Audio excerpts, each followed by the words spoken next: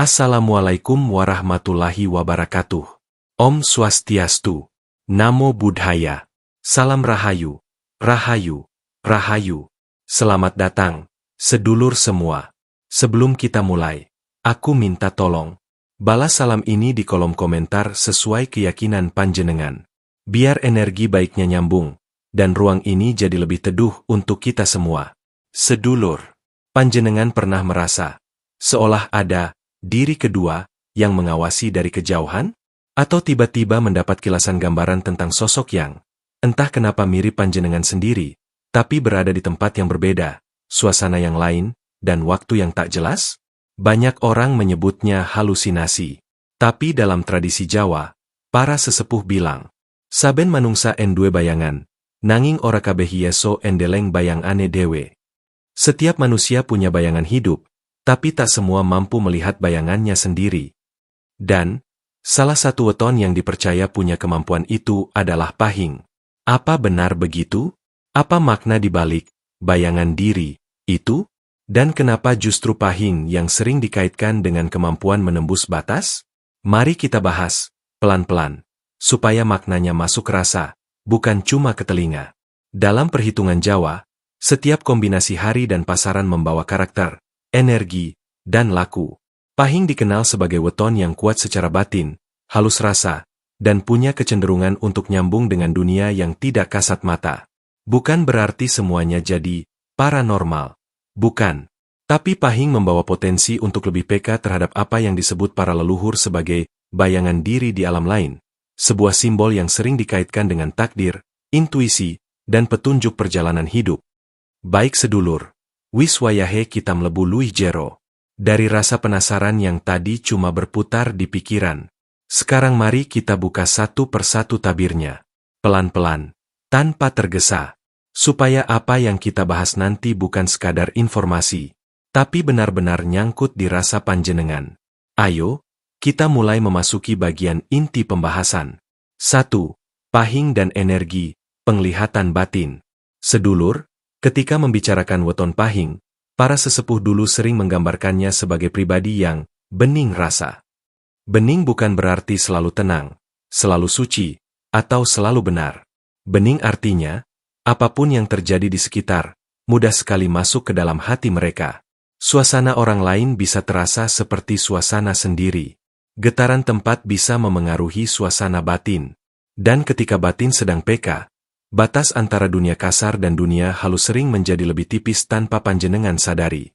Orang-orang tua di kampungku dulu sering berkata, wong pahing kui serupan rasa, dudu serupan makhluk. Pahing itu mudah dirasuki rasa, bukan dirasuki makhluk. Artinya, yang masuk ke dalam dirinya bukan sosok gaib, tapi energi suasana, baik atau buruk. Dari situlah intuisi dan penglihatan batin mereka terbentuk.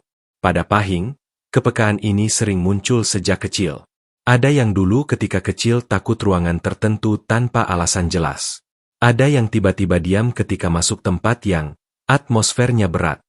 Ada pula yang mudah bermimpi aneh, tapi terasa nyata, seperti sedang melihat peristiwa di tempat lain. Semua itu bukan pertanda aneh, tapi bukti bahwa pahing memang punya akses rasa yang sedikit lebih tajam dibanding weton lain. Energi penglihatan batin ini bukan kemampuan supranatural yang megah.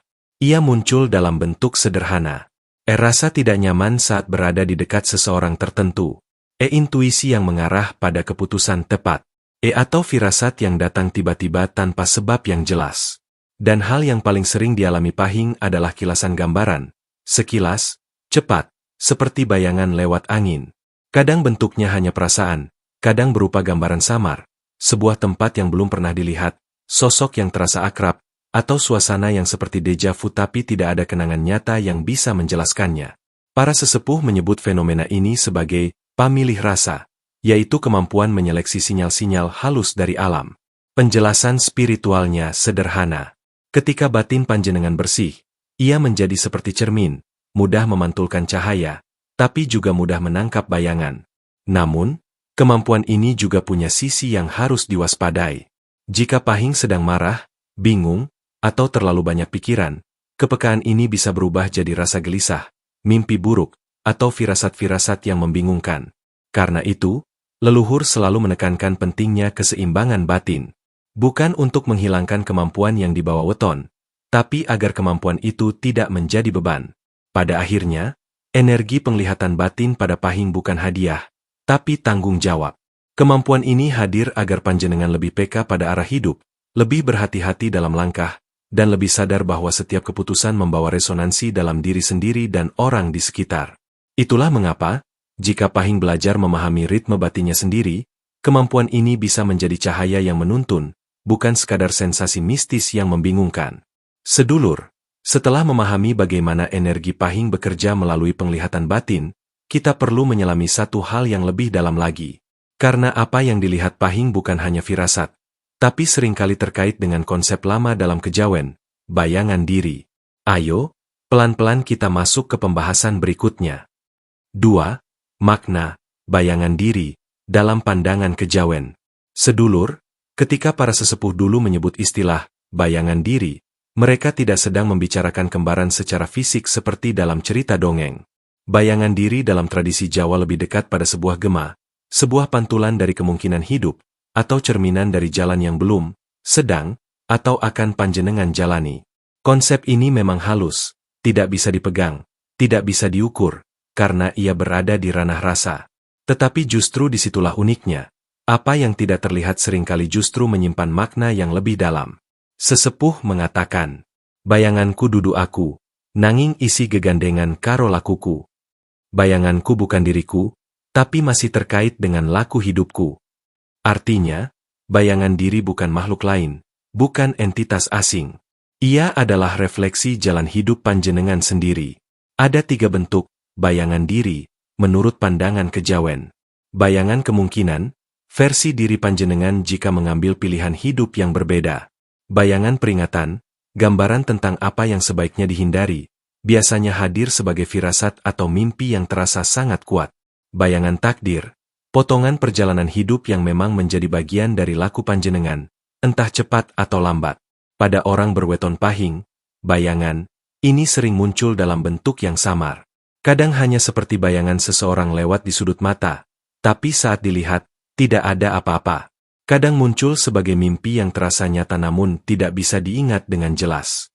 Kadang berupa rasa, seperti panjenengan sedang menyaksikan diri sendiri dari jauh, tapi tidak tahu di mana dan kapan. Bagi sebagian orang, pengalaman seperti ini mungkin dianggap menakutkan. Tetapi sesepuh Jawa menganggapnya sebagai pengetahuan halus, semacam pesan yang disampaikan lewat cara yang tidak langsung. Bayangan diri sebenarnya bukan sesuatu yang harus ditafsirkan secara harfiah. Ia merupakan simbol perjalanan batin yang sedang panjenengan tempuh. Misalnya, jika dalam mimpi panjenengan melihat diri sendiri berjalan sendirian di tempat asing, itu bisa menjadi tanda bahwa hati panjenengan sedang mencari arah. Jika melihat diri sendiri berada dalam suasana gelap, itu mungkin cerminan dari kebingungan atau rasa takut yang tak diakui. Sebaliknya, jika melihat diri sendiri dalam suasana terang atau lapang, itu bisa menjadi tanda bahwa panjenengan sedang berada di jalur yang tepat. Para pinisepuh sering mengingatkan bahwa bayangan diri tidak harus selalu dipercaya apa adanya. Ia harus dibaca, bukan diterima mentah-mentah. Karena bayangan tidak pernah berdiri sendiri, ia selalu mengikuti cahaya. Kalau cahaya hati panjenengan sedang keruh, bayangan yang muncul pun bisa tampak kacau. Sedulur, memahami bayangan diri sebenarnya sama seperti memahami suara hati. Ia memberitahu tanpa memaksa. Ia muncul tanpa dipanggil, tapi juga tidak datang jika panjenengan tidak siap. Bagi weton Pahing, kemampuan menangkap bayangan diri ini ibarat memiliki jendela kecil menuju ruang yang lebih luas. Ruang yang tidak dialami oleh mata fisik, tapi oleh rasa yang paling dalam. Dan pada akhirnya, makna terbesar dari bayangan diri adalah satu. Mengingatkan panjenengan tentang siapa panjenengan sebenarnya, dan siapa panjenengan bisa menjadi. Sedulur, setelah kita memahami apa itu bayangan diri, sekarang waktunya melihat bagaimana fenomena ini muncul dalam kehidupan sehari-hari. Karena tidak semua tanda datang dalam bentuk mimpi atau firasat, seringkali justru hadir lewat kejadian kecil yang kita abaikan. Ayo, kita lanjut ke poin berikutnya. 3. Cara kemampuan ini muncul dalam kehidupan sehari-hari. Sedulur, kemampuan melihat bayangan diri pada weton Pahing sebenarnya tidak selalu hadir lewat pengalaman yang besar, dramatis, atau mistis seperti dalam kisah-kisah masa dulu. Justru yang sering terjadi adalah bentuk-bentuk halus yang muncul dalam aktivitas harian panjenengan. Bentuknya sederhana, tapi rasanya menusuk. Para sesepuh bilang, tanda urip asring mlebu saka sing ora ketok. Pertanda hidup sering muncul dari hal yang tidak kelihatan jelas. Dan memang begitu adanya. Misalnya, panjenengan sedang duduk santai, tidak memikirkan apa-apa. Tiba-tiba muncul rasa seperti melihat diri sendiri, sedang berada di tempat lain.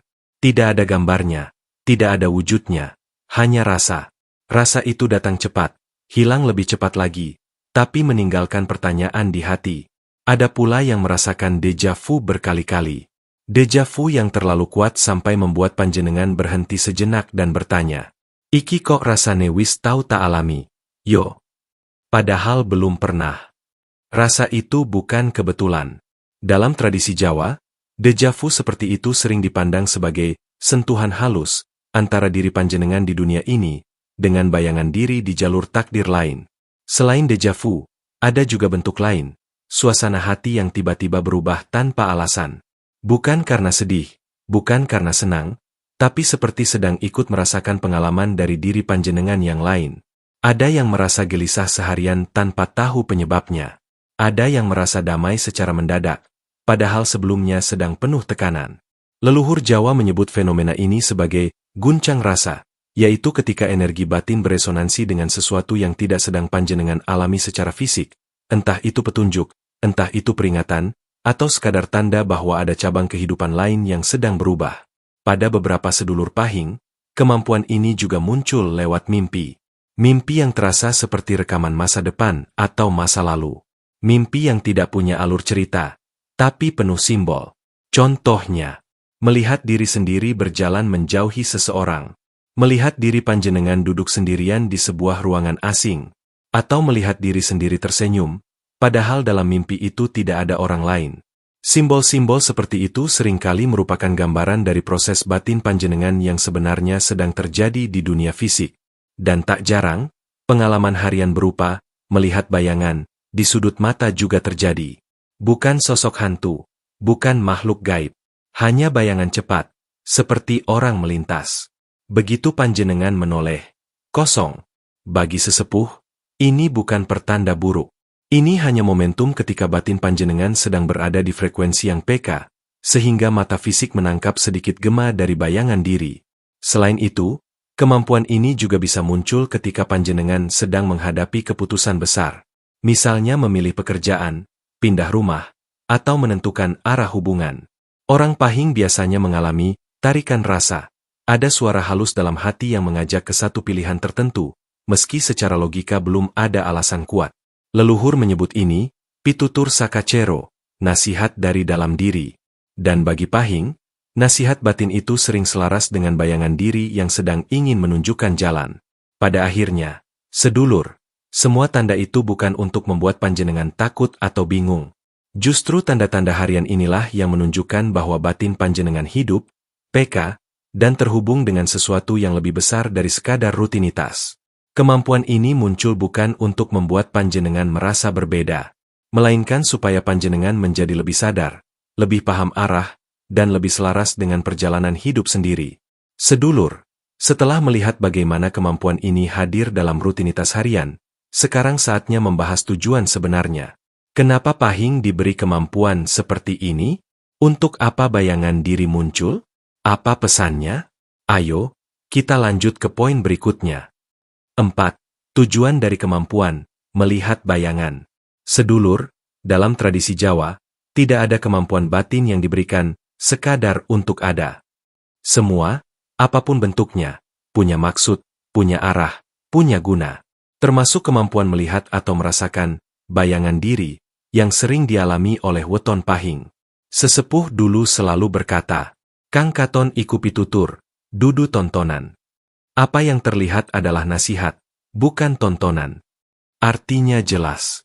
Bayangan diri bukan hiburan, bukan alat untuk menakut-nakuti, dan bukan pula tanda bahwa seseorang lebih istimewa dari yang lain. Ia adalah pitutur, pesan halus yang disampaikan lewat bahasa rasa, bahasa yang hanya bisa dipahami ketika hati panjenengan cukup tenang. Tujuan pertama dari kemampuan ini adalah memberi peringatan. Peringatan bukan berarti ramalan buruk. Lebih tepatnya, sebuah sinyal supaya panjenengan tidak melangkah sembarangan. Misalnya, tiba-tiba muncul gambaran diri panjenengan sedang berjalan ke arah yang gelap, atau berada di tempat yang tidak nyaman. Itu bukan penglihatan gaib, tapi simbol bahwa ada keputusan yang sedang panjenengan pikirkan dan mungkin perlu dievaluasi lagi. Tujuan kedua adalah menguatkan intuisi panjenengan. Pahing dikenal punya rasa yang sensitif, tapi tidak semua sedulur Pahing pandai mempercayai nalurinya sendiri. Kadang ragu, kadang bimbang, kadang menunda. Nah, bayangan diri sering muncul sebagai dorongan lembut yang mengatakan, ini jalanmu. Atau, hati-hati, ini bukan jalurmu. Bukan berupa suara, bukan wangsit, hanya rasa. Tapi rasanya kuat, seolah menggeser sesuatu di dalam dada. Tujuan ketiga adalah menuntun panjenengan agar tetap berada di jalur takdir terbaik. Dalam kepercayaan Jawa, takdir itu bukan satu garis lurus. Ia bercabang-cabang seperti sungai. Dan sedulur Pahing, karena sensitif, sering diberi tanda agar tidak memilih cabang yang salah. Bukan karena cabang itu buruk, tetapi karena jalur lain mungkin lebih sesuai dengan laku dan bekal batin panjenengan. Tujuan keempat adalah membantu panjenengan mengenali diri sendiri. Seringkali, manusia sulit melihat dirinya apa adanya. Kita terlalu sibuk menilai dunia luar, sampai lupa membaca dunia batin. Bayangan diri hadir sebagai cermin. Apa yang panjenengan lihat, baik itu gambaran, mimpi, atau firasat, sesungguhnya adalah bagian dari diri panjenengan yang meminta perhatian. Bisa jadi itu luka lama yang belum disembuhkan. Bisa jadi itu potensi yang belum digarap. Bisa jadi itu keputusan yang perlu dituntaskan. Dan tujuan terakhir, yang paling dalam, adalah mengajarkan panjenengan tentang keseimbangan. Orang yang terlalu sibuk di dunia lahir sering lupa bahwa hidup juga berjalan di dunia batin. Sebaliknya, orang yang terlalu sibuk di dunia batin bisa lupa menjejak tanah. Bayangan diri berfungsi sebagai penyeimbang, seperti tangan halus yang menarik panjenengan kembali ke tengah. Sesepuh sering berkata, manungsa urip ana ing antarane mega lan lemah. Manusia hidup di antara langit dan tanah. Artinya, kita harus menjaga dua sisi, yang terlihat dan tidak terlihat. Sedulur Pahing diberi kemampuan ini bukan untuk membuat jarak dengan orang lain, tapi supaya memiliki pemahaman lebih dalam tentang perjalanan diri, agar panjenengan lebih hati-hati, lebih bijaksana, dan lebih peka dalam membaca arah hidup. Pada akhirnya, tujuan dari kemampuan melihat bayangan diri adalah membantu panjenengan menemukan pijakan yang tepat, pijakan yang tidak hanya memuaskan logika, tetapi juga menenangkan rasa. Sedulur, setelah tahu alasan mengapa kemampuan ini ada, sekarang kita masuk ke bagian yang tak kalah penting. Bagaimana cara merawat, menyeimbangkan, dan menjalani kemampuan itu dengan benar? Karena setiap anugerah butuh laku supaya tidak menjadi beban. Ayo, kita lanjut ke poin berikutnya. 5. Laku yang dianjurkan untuk weton Pahing. Sedulur, kemampuan melihat bayangan diri memang bisa menjadi anugerah, tapi tanpa laku yang tepat, kemampuan itu justru bisa menjadi beban. Dalam tradisi Jawa, segala hal yang berkaitan dengan batin harus dijalani dengan kesadaran, bukan rasa takut, bukan penasaran berlebihan, dan bukan pula ambisi ingin terlihat lebih sakti. Para sesepuh selalu berpesan, sing duwe rasa kudu en duwe tata. Orang yang punya kepekaan harus punya tata laku. Maksudnya, semakin peka batin seseorang, semakin penting ia menjaga keseimbangan hidupnya. Itulah sebabnya, untuk sedulur Pahing, ada beberapa laku sederhana yang sering dianjurkan. Tidak berat, tidak melibatkan ritual yang rumit, tidak perlu benda-benda khusus. Justru yang paling penting adalah laku yang menyentuh hati dan membuat batin panjenengan tetap tegak.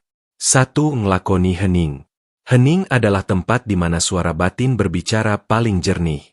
Panjenengan tidak perlu meditasi rumit. Cukup duduk diam selama beberapa menit setiap hari, pagi atau malam, dan membiarkan pikiran panjenengan pelan-pelan mereda. Hening bukan berarti tanpa suara. Hening berarti panjenengan memberi ruang untuk mendengar apa yang biasanya tenggelam dalam keramaian pikiran. Sesepuh bilang, yen atimu rame, tandhamu ilang. Jika hatimu berisik, tandamu hilang. Bayangan diri sering muncul lewat rasa yang halus. Kalau batin keruh, tanda itu tidak bisa terbaca. 2. Ngrawat pikiran lan ati. Sedulur pahing cenderung mudah memantulkan energi sekitar. Kalau panjenengan berada di lingkungan negatif, pikiran bisa ikut gelap. Kalau berada di suasana gaduh emosional, hati bisa ikut bergetar. Oleh karena itu, menjaga pikiran dan hati bukan sekadar soal moral, tapi soal kesehatan batin. Jaga ucapan, jaga pikiran buruk, dan jangan memelihara rasa iri, marah, atau dendam terlalu lama. Karena energi itu akan langsung kembali ke panjenengan dalam bentuk mimpi gelisah, firasat gelap, atau bayangan samar yang tidak nyaman. 3. Tetap nyambung dengan bumi, grounding. Kemampuan melihat bayangan diri membuat sebagian sedulur pahing seperti melayang. Tidak betul-betul melayang tubuhnya, tapi pikirannya kadang mudah mengembara. Untuk menyeimbangkan ini, panjenengan perlu sering menyentuh bumi, secara harfiah dan simbolis. Caranya sederhana. Bersih-bersih rumah, menyapu halaman, berjalan tanpa alas kaki di tanah, atau sekadar duduk di luar menikmati angin. Hal-hal kecil ini membuat batin panjenengan kembali membumi, tidak terhanyut oleh rasa yang terlalu halus. Leluhur mengatakan, wong sing ado saka bumi, gampang kesasar dalane. Orang yang jauh dari bumi, mudah tersesat jalannya. 4. Nglakoni laku jembar ati. Jembar ati berarti lapang hati. Ini penting bagi pahing karena kemampuan melihat bayangan diri bisa memunculkan pertanyaan, kecemasan, atau rasa ingin tahu berlebihan. Kalau hatinya tidak lapang, panjenengan bisa salah menafsirkan tanda, yang seharusnya hanya pitutur, menjadi ketakutan. Dengan hati lapang, setiap tanda bisa dibaca dengan tenang. Tidak tergesa-gesa menarik kesimpulan. Tidak memaksakan makna. Tidak mencari-cari penjelasan mistis yang sebenarnya tidak diperlukan. 5. Ngerti wektu lan ngerti diri. Laku terakhir ini yang paling halus. Sesepuh bilang, sak durunge maca jagat, waca disik awakmu. Sebelum membaca dunia, bacalah dirimu sendiri. Artinya, kemampuan apapun, termasuk melihat bayangan diri, hanya bisa bermanfaat kalau panjenengan mengerti batas diri. Kapan harus percaya firasat? Kapan harus mengabaikannya? Kapan harus mendengarkan rasa? Kapan harus memakai logika? Kapan harus diam? Kapan harus bertindak? Orang pahing yang memahami dirinya sendiri akan bisa membedakan mana bayangan yang merupakan petunjuk, mana yang hanyalah gema dari pikiran yang sedang kacau. Dengan begitu, kemampuan itu tidak hanya menjadi hal yang menarik, tapi benar-benar menjadi cahaya kecil yang menuntun langkah panjenengan. Sedulur, kita sudah membahas perjalanan pahing dari energi batinnya, makna bayangan diri, tanda-tandanya, sampai lakunya. Sekarang, mari kita rangkum semuanya dalam satu pemahaman yang utuh, supaya panjenengan bisa melihat makna besarnya. Sedulur, pahing bukan weton yang lebih hebat dari yang lain. Setiap weton punya kekhasan sendiri. Tapi jika panjenengan lahir pahing, atau dekat dengan orang yang berweton pahing, mungkin panjenengan akan sering melihat hal-hal yang terasa bermakna, meski sulit dijelaskan. Bayangan diri bukan sesuatu untuk ditakuti. Ia adalah cermin dari perjalanan hidup yang lebih luas dari sekadar dunia yang terlihat. Tugas kita hanya satu, membaca tanda-tanda itu dengan hati yang jernih. Para sesepuh sering berpesan, urip iku sawang sinawang. Sing katon ora tansah nyata, sing ora katon ora tansah ora ana. Hidup itu saling memandang. Yang terlihat belum tentu nyata, yang tak terlihat belum tentu tidak ada. Semoga panjenengan selalu diberi ketenangan, kejernihan, dan kelapangan rasa. Jika panjenengan merasa mendapatkan pengalaman terkait bayangan diri, deja vu, atau mimpi aneh, tuliskan di komentar. Aku ingin baca, dan siapa tahu bisa jadi bahan obrolan di video berikutnya. Jangan lupa like, subscribe, dan bagikan video ini biar makin banyak sedulur yang mendapatkan manfaatnya. Rahayu. Sampai jumpa di perjalanan batin berikutnya.